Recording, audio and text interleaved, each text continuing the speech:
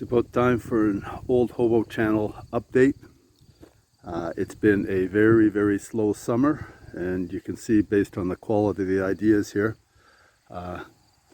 just a little bit of whimsy, that's all I had energy for. Primary reason is these were my friends for the last 2 months right here, but things are somewhat better, and so I'll give you an update. Now that I'm back on my feet, there will be some work done out here in the barn, and there will be some posting. So I'll give you a heads up on what's to come in the next year.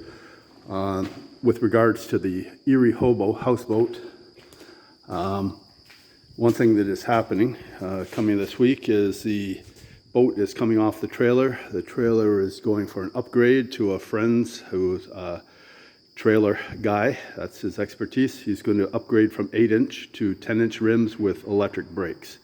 It's going to jack the height up just slightly, but I'm going to have electric brakes, and that will definitely be a trailing improvement for future trips, because one of the future trips, the next trip this will have, is the St. Johns River in Florida. That's about an 800-mile drive. That trip was planned for the spring, but it did not happen. Something else that did not happen, which will be next summer instead of this summer, it was canceled because of the foot injury. The Golden Triangle, or most of it, starting out in Montreal, going up the Ottawa River to Ottawa, down the Rideau, the Thousand Islands, and then up as far as, I'm blanking out, but we're going up part way up the river. We can't do the big locks the rest of the way, but so hold me to that. That's what the plan is. That'll be next summer.